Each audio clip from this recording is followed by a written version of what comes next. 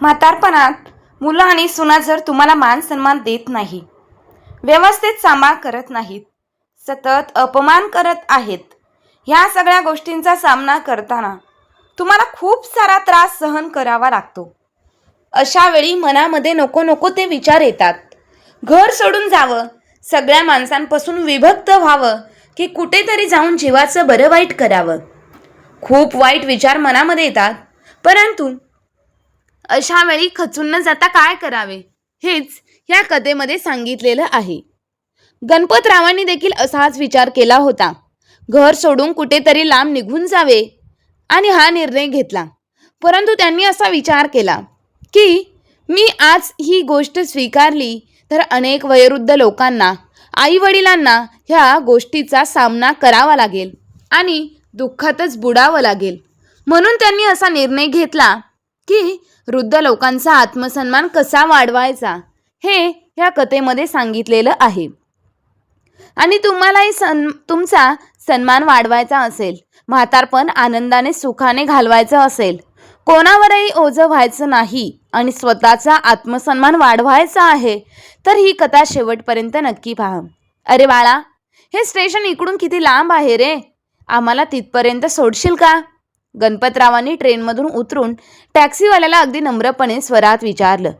टॅक्सीवाला मात्र वक्र दृष्टीने त्यांच्याकडे पाहत चिडून ओरडला, अहो साहेब, आम्ही इथे माशा मारायला बसलो आहोत का? प्रवाशांना नेणं आणणं हा आमचा धंदा आहे.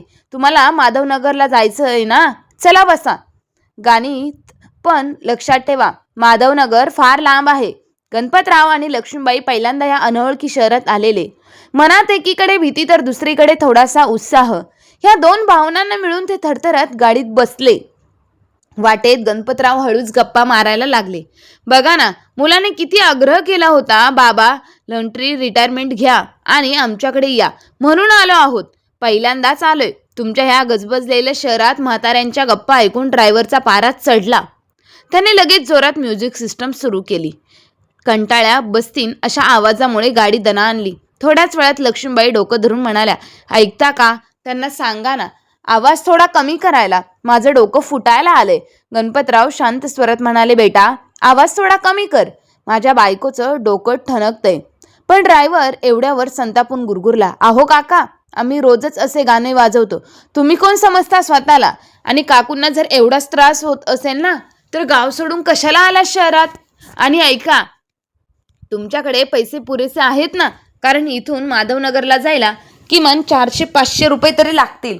गणपतरावांनी हळू आवाजात उत्तर दिलं, पैशाची चिंता करू नकोस, तिथे पोचल्यावर मुलाकडून पैसे घेऊन देतो, नाहीतर वाटेत एखाद्या ATMवर थांबून काढतो. हे ऐकताच ड्रायव्हरचे डोळे विस्फारले. काय म्हणजे, तुमच्याकडे पैसेही नाहीत आणि तरीही या शहरात आलात? काय मूर्खपणा आहे हा? गणपतराव घाईघाईने समजावू लागले. अरे नाही बाळा, असं नाही. मुलानेच सांगितलं होतं की रोख पैसे बाळगू नका, चोरीचा धोका असतो म्हणून फक्त ATM कार्ड आणले आहे. हे ऐकताच ड्रायव्हरचा राग कोसळला. पोचला. त्याने गाडी रस्त्याच्या कडेला थांबवून ओरडला, उतरा खाली. सकाळी सकाळी कोणाचं तरी तोंड पाहिला कोणास ठाऊक. ह्या म्हातारी गाडीत बसवलेत आणि खिशात दमडीही नाही. काय तर घरी पोचल्यानंतर मुलगा पैसे देईन म्हणे.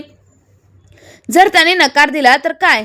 आणि काय माहिती तुम्ही ATM कार्ड आहे असं खोटं सांगत असाल तर? दे बरं कार्ड माझ्यासोबत येऊन, आधी पैसे काढा, नाहीतर मला फसवायला आलात का? गणपतरावांच्या अंगात धडधड सुरू झाली. थरथरत ते विनवणी करू लागले, नाही रे बाबा, नाही. माझा मुलगा म्हणतो कधी ATM कार्ड दुसऱ्याला देऊ नये. नका, तू मला पोचव, मग मी तुला पैसे देतो. मी तुझ्या वडिलांच्या वयाचा आहे ना, एवढीशी मदतही करणार नाहीस का? 2 मुलगे आहेत माझे, दोघेही चांगले कमावतात, मीही कमावत होतो. मुलाच्या आग्रहामुळे नोकरी सोडली, नाहीतर आम्हाला पैशांची कमी नव्हती. पण आता ड्रायव्हरचा संताप उसळला. तो दात ओठ खात गुरगुरला, म्हाताऱ्या, तुझ्या गोष्टी मला सांगू नकोस. खिशात दमडी नाही आणि म्हणे पैशाची कमी नाही. मला माहीत आहे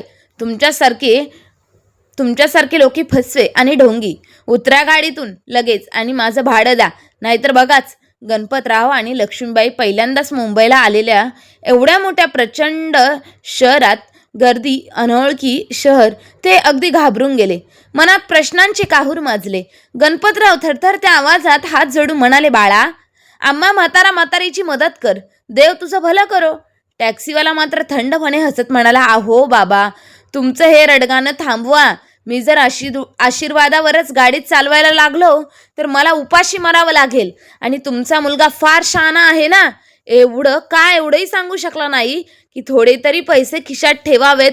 तुम्हाला नोकरी सोडायला लावलं, उद्या त्याचा स्वार्थ संपला की तुम्हाला घराबाहेर काढून देईल. मग काय कराल? तेवढ्यात लक्ष्मीबाईने पदराची गाठ उघडली आणि म्हणाल्या, बाळा, माझ्याकडे 200 रुपये आहेत. एवढ्यात तुझं तरी भागल का? टॅक्सीवाला हसत म्हणाला, अहो काकू, तुम्ही कोणत्या जमान्यात आहात? 200 रुपयात माधवनगरला जाणार का? इतक्यात त्याने लक्ष्मीबाईच्या हातातून 200 रुपये हिसकावून घेतले आणि थंड स्वरात बोलला, इथपर्यंतचं भाडं मी घेतलंय, आता तुमचं तुम्ही बघा. तुमचं नशीब, असं म्हणत तो मध्येच रस्त्यावर सोडून निघून गेला. हे सगळं पाहून लक्ष्मीबाईंच्या डोळ्यांतून पाणी वाहू लागलं. तेव्हा गणपतराव म्हणाले, तू रडतेस का? मी आहे ना, ते बघ, त्या ठिकाणी ST आहे. मी आता डायरीतून माधवचा नंबर काढून त्याला फोन करतो, तो आपल्याला घ्यायला येईल. अशा आशेने गणपतरावांनी माधवला फोन केला आणि गणपतरावांनी फोनवर सगळी गोष्ट सांगितली. मानव म्हणाला, बाबा, तुम्ही पण हद्द करता. मी थोडेच म्हणालो होतो खिशात काहीच पैसे ठेवू नका. आता माझ्याजवळ इतकाही वेळ नाही की मी तुम्हाला घेऊन येऊ शकेन. तो टॅक्सीवाला निघून गेला तर दुसरी पिवळी टॅक्सी येईल. तो टॅक्सीवाला तुमच्याकडून 500 रुपये घेईल, इथे सोडेल. तुम्ही काळजी करू नका, बिनधास्तपणे दुसरी टॅक्सी पकडून या, मग पाहू. एवढं बोलून त्याने फोन कट केला. आता गणपतराव आणि लक्ष्मीबाई येणाऱ्या जाणाऱ्या लोकांकडे मदत मागू लागले. तेव्हा एका भल्या माणसाला त्यांच्यावर दया आली. त्याने त्यांना मदत केली आणि एका टॅक्सीवाल्याला थांबवून त्या दोघांना बसवून दिलं. दोघेही घरी पोचताच मानव त्यांना ओरडायला लागला, बाबा, तुम्ही नोकरी करत होता ना, बाहेर वावरताय, मग तुम्हाला एवढं सुद्धा कळत नाही का? खिशात थोडे तरी पैसे ठेवावे. ठीक आहे, पुढे लक्षात ठेवा, आता व्हॉलंटरी रिटायरमेंट घेतलीच आहे तर तुम्हाला सगळे पैसे मिळाले असतील. आजच आपण ते बँकेत पैसे जमा करूया, असं म्हणत तो हा राग काढला.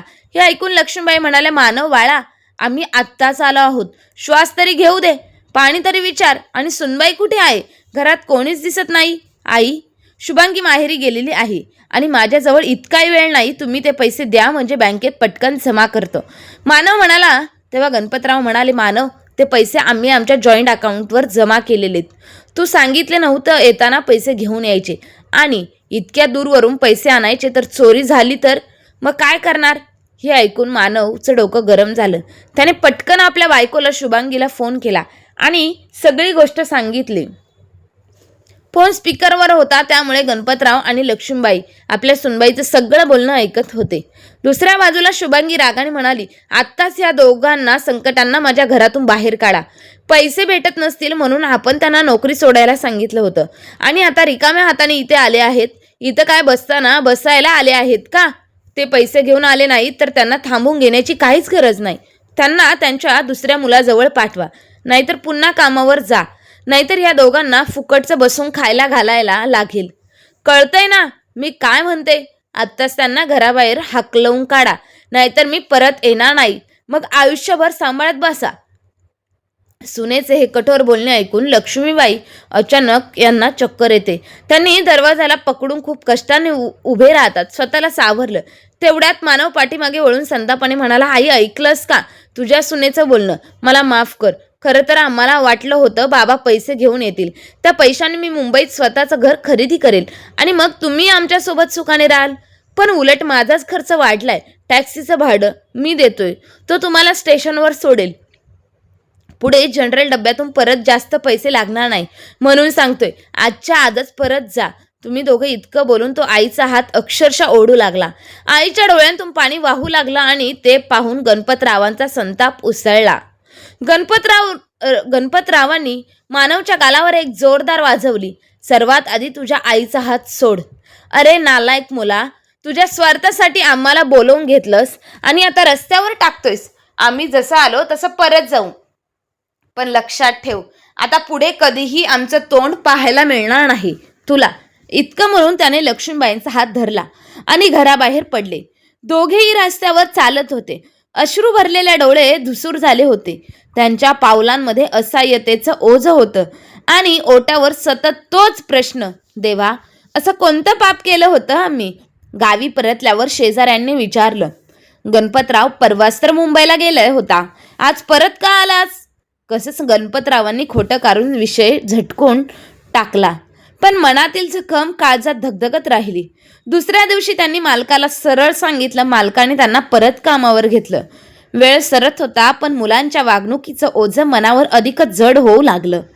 दरम्यान धाकटा मुलगा वैभव तो कोल्हापूरला बदली करून आला. गणपतरावांना वाटलं छान झालं, किमान हा तरी आपल्या जवळ राहील. पण त्यांना काय ठाऊक की त्याच्या मनात मात्र वेगळीच आकांक्षा पेटलेली आहे. एके दिवशी वैभव आपला मित्र संदीपला फोनवर म्हणत होता, मी तर वैतागून गेलो आहे. उगीच मी कोल्हापूरला बदली करून घेतली. जोपर्यंत मी आई बाबांपासून दूर दुसऱ्या शहरात राहत होतो, किमान कमीत कमी स्वतःच्या मर्जीप्रमाणे जगत होतो.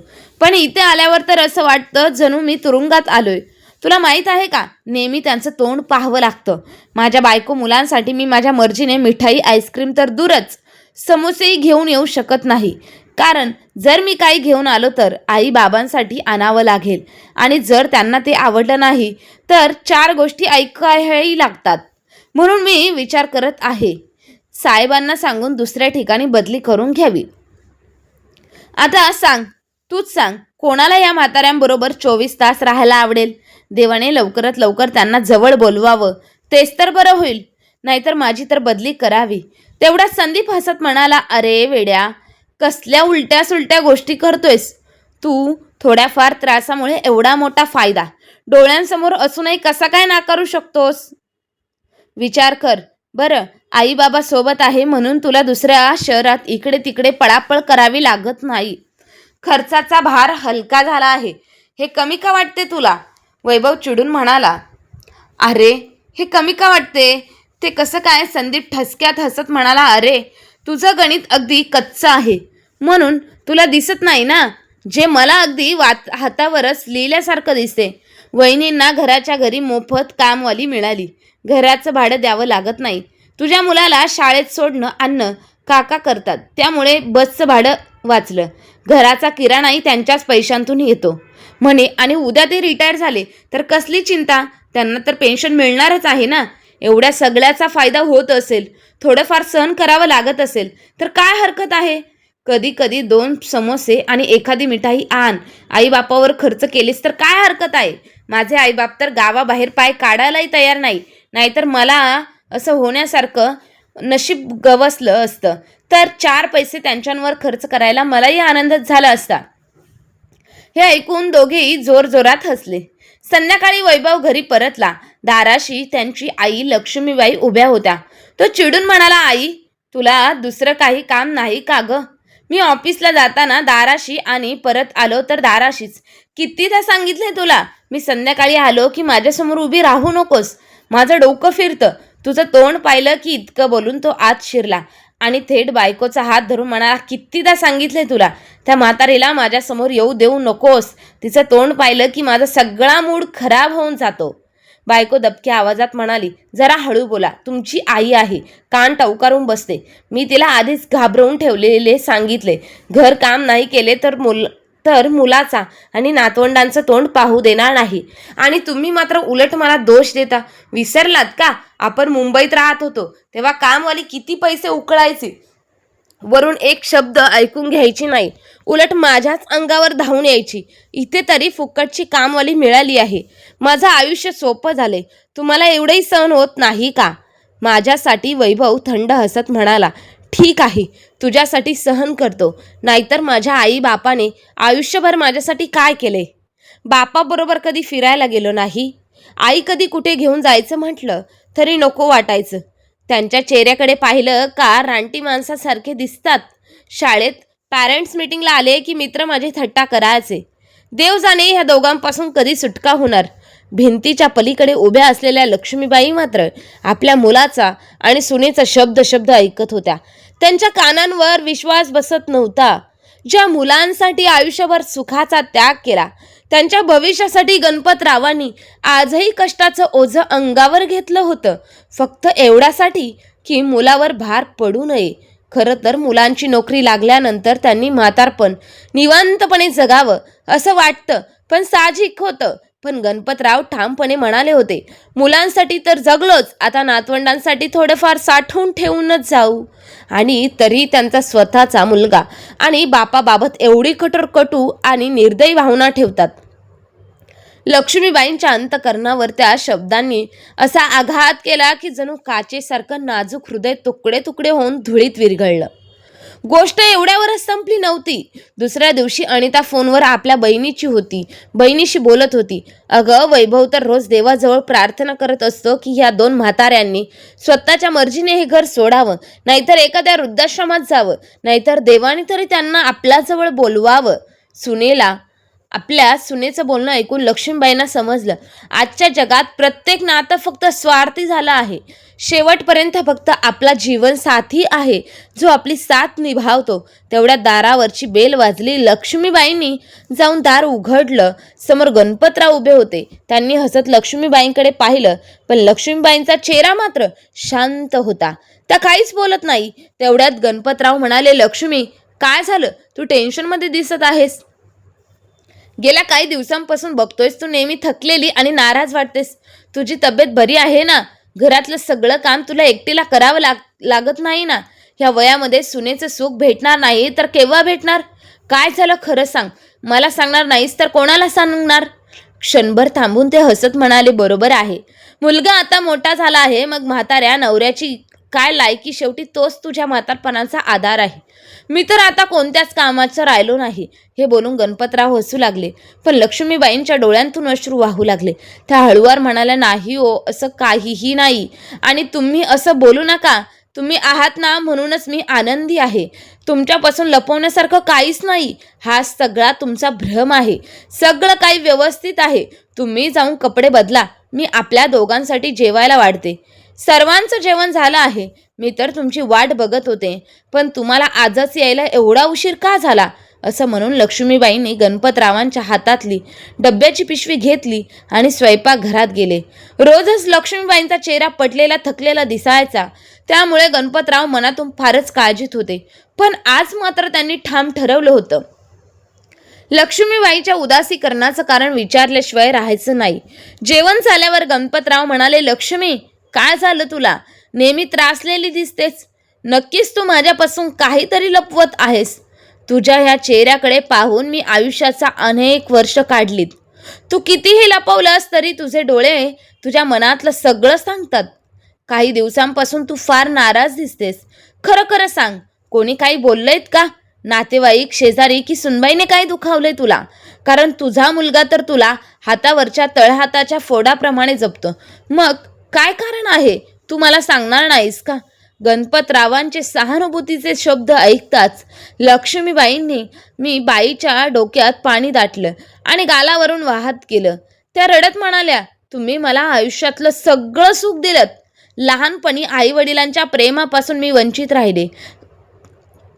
काका काकूंनी मला वाढवलं, पण आयुष्यात खूप कठीण प्रसंग आले. पण माझ्या जीवनात तुम्ही आलात आणि तुमचं प्रेम मला प्रत्येक संकटातून बाहेर काढत गेलं. तुम्ही माझ्यासाठी या छोट्याशा घराला राजवाड्यासारखं बनवलं. पण इतकं बोलून त्यात थांबल्या. पण काय? लक्ष्मीबाई. गणपतराव अस्वस्थ होऊन म्हणाले, लक्ष्मीबाई स्वतःला सावरत म्हणाल्या, काही नाही हो, आता खूप रात्र झाली आहे. तुम्ही थकले आहात, आराम करा. उद्या तुम्हाला कामावरही जायचं आहे ना? तेव्हा गणपतराव जरा कठोर स्वरात म्हणाले, चुलीत गेलं काम. जर तू सुखी नाहीस तर ही नोकरी, पैसा, घर सगळं व्यर्थ आहे. खरं खरं सांग, काय झालं? तेव्हा लक्ष्मीबाईंचा बांध फुटला. त्या हुंदके देत म्हणाल्या, माझ्याच मुलाकडून अपमानित होणं आता सहन होत नाही. मला वाटत होतं माझा मुलगा अजूनही निरागस आहे, पण त्याच्या मनात आपल्याविषयी एवढी हीन भावना भरली आहे हे मला कधी कल्पनाही नव्हती. अशा तणावग्रस्त वातावरणात मी जणू जगू शकत नाही. फक्त तुम्हाला त्रास होऊ नये म्हणून कसं तरी 2 घास गिळते, पण आता जगायची इच्छा उरली नाही. गणपतरावांनी लक्ष्मीबाईकडे निरखून पाहिलं. त्या जणू एखाद्या असाध्य आजाराच्या विळाखातात अडकल्या होत्या. लपवण्याचा प्रयत्नही करत होत्या, पण सत्य लपून राहत नव्हतं. गेल्या 6 महिन्यात असं काय घडलं असेल ज्यामुळे त्यांच्या चेहऱ्यावरचं हलकंच हसू हरवलं होतं. गणपतरावांना मात्र काही कळेना. त्यांच्या मनात विचारांचा भडीमार सुरू झाला. लक्ष्मीबाईंनी असं का म्हटलं की मुलगा सुनेचं वागणं सहन होत नाही? नक्की काय घडलं असेल? पण तिनं काही स्पष्ट केलं नाही. अखेर ती झोपली. उत्तर न मिळाल्याने गणपतराव अस्वस्थ झाले. दुसऱ्या दिवशी सुट्टी होती. घरात मुलं मात्र खेळत होती. मुलगा, सून, नातवंड मात्र निवांत झोपले होते. दोघेही नातवंड आईचा फोन घेऊन खेळत होते आणि अचानक वैभवची 2 वर्षांची मुलगी रडू लागली. तेव्हा गणपतराव म्हणाले, बेटा निखिल, फोन तुझ्या बहिणीला दे. कदाचित ती शांत होईल, नाहीतर तुझ्या आईबाबांची झोप मोडेल. निखिल झटपट फोन बहिणीकडे दिला. आजकालची मुलं बोलायला चालायला उशिरा शिकतात, पण फोन हाताळायला लगेच शिकतात. छोट्याशा मुलीने केव्हा व्हॉट्सअप उघडलं आणि कसं काय आपल्या मावशीचा नंबर दाबला कोणाला कळलं नाही. एका क्षणात एका मागोमाग तिचे व्हॉट्सअप व्हॉइस मेसेज वाजू लागले आणि जे काय आत्तापर्यंत अंधारात होतं ते हळूहळू उघडलं. गणपतरावांच्या डोळ्यांसमोर उलगडत गेलं. शेजारी बसलेल्या लक्ष्मीबाईंच्या डोळ्यांतून अश्रू मात्र थांबायला तयार नव्हते. गणपतरावांनी फोन बंद करून निखिलला दिला आणि ठाम आवाजात म्हणाले, बाळा, हा फोन तुझ्या आईला दे आणि सांग मेसेज डिलीट करत जा म्हणून. इतकं सांगत त्याने लक्ष्मीबाईंचा हात घट्ट धरला आणि रागाच्या पण प्रेमाच्या मिश्रणाने म्हणाले, काय ग लक्ष्मी, तुला माझ्यावर विश्वास नाही का? असं वाटलं का तुला की म्हातारपणात मी तुझी काळजी घेऊ शकणार नाही? स्वतःच्या घरात तू इतकी घाबरून अपमान सहन करत जगत होतीस आणि मला काहीही सांगत नाही. हे ऐकून लक्ष्मीबाईंचे डोळे भरू लागले, रडू लागल्या. आपल्या मुलांना जर एकटं राहणं आवडत असेल तर मग आपण एखाद्या वृद्धाश्रमात जाऊया का? त्यांनी हळूच डोळे पुसले. म्हटलं. हे ऐकून गणपतराव उठले. डोळ्यात ठामपणा आणि आवाजात गडगडाट.